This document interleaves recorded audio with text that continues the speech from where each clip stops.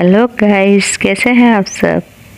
जी हाँ दोस्तों, आज जो मैं आपको स्टोरी सुनाने जा रही हूँ वो एक गांव की स्टोरी है और गांव के अंदर खौफनाक वाकया पेश आया। चलें चलते हैं वीडियो की तरफ। जी हाँ दोस्तों, एक गांव के अंदर एक ज़ईफ़ औरत और उसका जवान बेटा रहता था और अक्सर वो बीमार रहता था और वो दोनों माँ बेटे अकेले रहते थे और बहुत गरीब थे। कभी खाना मिलता था, कभी नहीं। माँ लोगों के घर घर जाके काम किया करती थी, किसी के झाड़ू लगाती तो किसी के बर्तन धोती। इस तरह वो अपना और अपने बेटे का पेट पालती। एक दिन उसका बेटा बहुत ज़्यादा बीमार हो गया और उस ज़ईफ़ औरत के पास पैसे भी ना थे कि अपने बेटे को वो दवाई दिलवा कर लेकर आ जाए। और उस ज़ईफ़ औरत को ये बात खाए जा रही थी कि अगर मेरे जवान बेटे को कुछ हो गया तो मैं किसके सहारे जीऊँगी। उसने उन लोगों के घर जाना पसंद किया जिनके घर वो काम किया करती थी और वहाँ जाके उस ज़ईफ़ औरत ने अपनी बेटे की बीमारी का बताया और कहा, मुझे कुछ पैसों की ज़रूरत है तो आप लोग मुझे दे दो ताकि मैं अपने बेटे के लिए दवाई ले लूँ ताकि वो ठीक हो जाए। लेकिन उस ज़ईफ़ औरत को उन लोगों ने कहा कि हमने तुमको काम पे रख के तुम पे एहसान किया है, हमने तुम्हारा ठेका नहीं लिया और ना हमारे पास फालतू पैसे हैं। ये बात सुनकर बेचारी दूसरे घर से भी वापस अपने घर आ जाती है और देखती है कि उसका बेटा बहुत बुरी हालत में पड़ा हुआ होता है और वो तेज़ तेज़ चीखें मार के रोती है अपने बेटे के लिए और उसके बेटा आँख भी नहीं खोलता। कुछ ही देर बाद मोहल्ले वाले जमा हो जाते हैं और तब पता लगता है कि उसका बेटा इस दुनिया में नहीं रहा। ये बात सुनकर वो बेचारी ज़ईफ़ औरत और सदमे में चले जाती है। इसी तरह ये सब कुछ देखकर गांव वाले भी परेशान होते हैं कि आखिर इस औरत के बेटे को ऐसा क्या हुआ कि अचानक ही वो इस दुनिया से चला गया।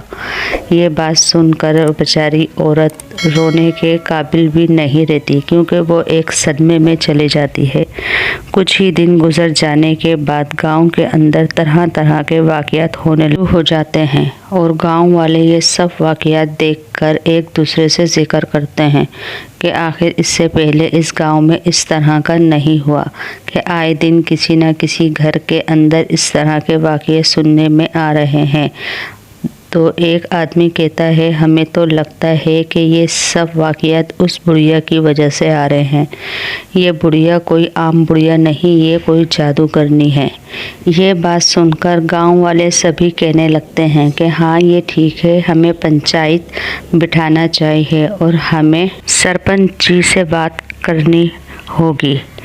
तो दोस्तों दूसरे दिन पंचायत बैठ जाती है और सरपंच जी भी आ जाते हैं।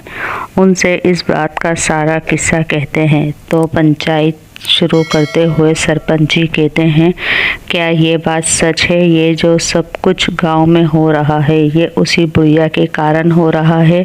अगर ऐसा नहीं है तो बहुत गलत बात होगी कि किसी बेगुनाह को हम सज़ा दे रहे हैं।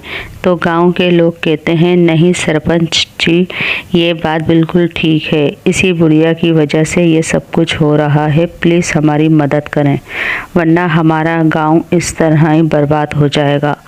तो सरपंच जी कहते हैं, ठीक है, कल इस बुढ़िया को सरेआम सज़ाए मौत देंगे ताकि ये किस्सा ही ख़त्म हो जाए और गांव के अंदर अमन और शांति हो जाए।